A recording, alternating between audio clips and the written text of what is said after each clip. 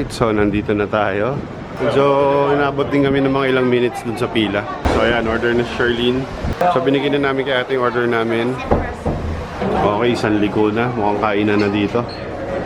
Ay, pila pa rin. So, ayan na ang ating ramen. Alright, chibog na tayo. Woo! Gutom na ako. Praise the Lord. Makakakain ulit ng Ichiran ramen. Thank you, Lord, sa inyong blessings.